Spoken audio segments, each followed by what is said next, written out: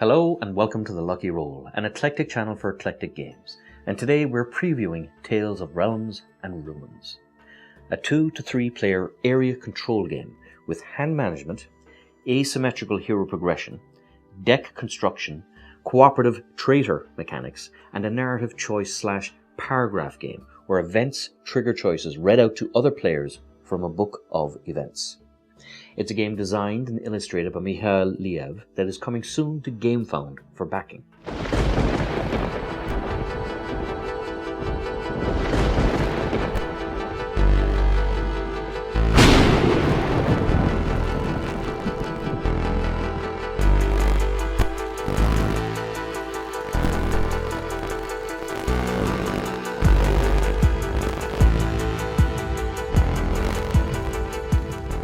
The story of the game is that the king has mysteriously disappeared, leaving the 3 realms in chaos as Othersiders seek to infiltrate from beyond and destroy the lands.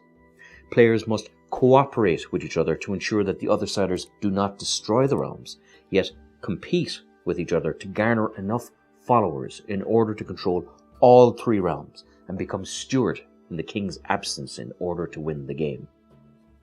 Each player has 2 actions on their turn and can play cards to either earn gold, move followers, or remove Othersiders.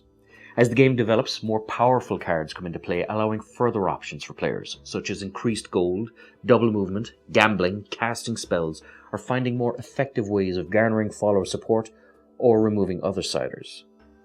Devious cards also exist, such as the Traitor card, in which a player may seek to destroy the realms along with the Othersiders in order to win the game. There are multiple ways for players to win. The first is to control all 3 realms simultaneously at the beginning of your turn. You control a realm by having the most followers upon it. The second is when a realm deck has been exhausted, and depending on the realm with the exhausted deck, the player who has the most gold, the most followers, or finally the most cards within their deck wins. And lastly, there is the Traitor card, which allows the player who uses it properly to also win when the Othersiders destroy the realm, which is a rare but fun occurrence when it happens.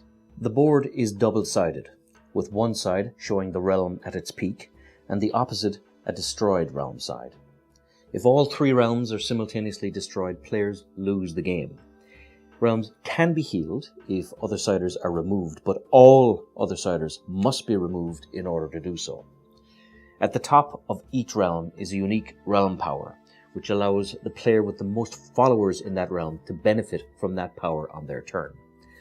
The village gives players 3 gold. The castle realm allows the card purchase cost markers to be swapped. So in this example, a player may discard 2 cards instead of paying 4 gold to attain a village realm card.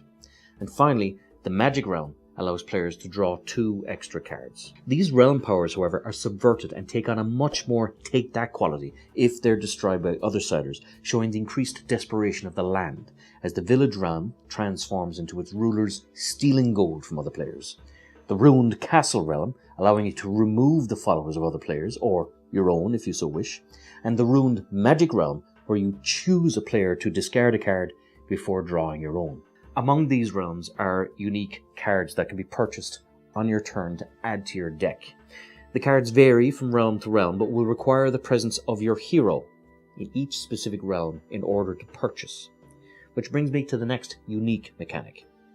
Each player has a hero and can level them up for beneficial effects on the game. Be warned, however, follower cubes are used to level up your hero, and each player has a finite amount of follower cubes in order to win the game with. I found it a very interesting juggling act, trying to maintain the effectiveness of your hero whilst also ensuring that you have enough followers on the board to win the game. The benefit of this is also that players who are a couple of turns away from controlling a realm can also invest in their hero as an alternate strategy to win or dominate the game. The last mechanic I want to mention is the event and storytelling one, which quickly became my favorite, as it offers the player who triggered the event both flavor text and a narrative choice. The choice made can have a massive impact upon the game, such as a massive and sudden influx of Outsiders into a realm, thereby destroying it, with monetary rewards for those who assisted them, or catastrophes such as epidemics that force followers to flee from one realm to another. These are accompanied by some nicely written flavor text and have always helped my immersion with the game by reminding me that what was at stake was not cubes on a board, but a living, breathing kingdom whose fate you can control with your choices. A very nice and clever way to add flavor to an area-controlled deck management game. There was a great King's Dilemma or Game of Thrones vibe from this game for me, in that the players competing to control the realm can often use the other siders to their advantage in order to weaken or undermine other players, or indeed merely do so punitively as revenge for a former slight. My friends Tony and Thomas had an interesting game where Tony and I had a very interesting back and forth, which allowed Thomas to level up his hero on the sly, leading to a very hard fought game where Thomas rolled out his leveled up noble to hoover up both cards and gold for his hand.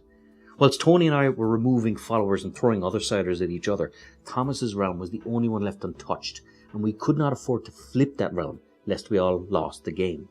Tony and I had to put our differences aside periodically, not only to ensure that Thomas's realm did not flip, but also to tackle Thomas himself when he became too big of a threat. There's a lot of very interesting mechanics at play here, but they blend together exceptionally well, and it continually surprised me how quickly the game clicked for my playgroups, as the dynamics and variabilities of the game made themselves known through play.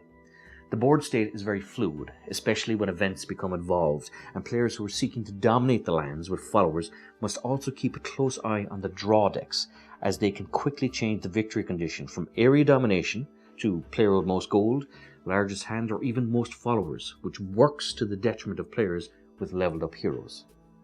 The board state is very easy to read, and a player who is seeking to win can be subverted by another observant rival quite quickly, which makes this a very dynamic and quick game, as victory can be won instantly if players fail to notice a rival's subtle maneuvering. The aesthetics of the game are first rate despite being a prototype. The artwork by Mihail is superb, and the elongated cards gives a great medieval feel to the decks.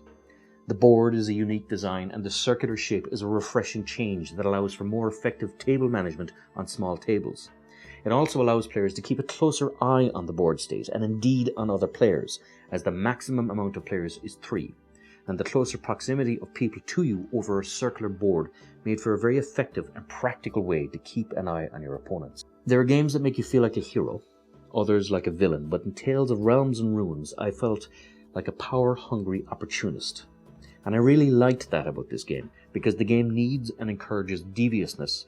I often found myself viewing the Othersiders as a tool rather than a threat, and the fair weather alliances I would make with the player to my left to undermine the player to my right, and vice versa, were great fun. And the excellent blending of the mechanics at play allowed for this consistent, fluid board state, where opportunism was king to breathe without having to consistently refer back to the rules. An exceptionally fun little game where you can't trust anyone. One I fully intend to back on Gamefound when it's announced.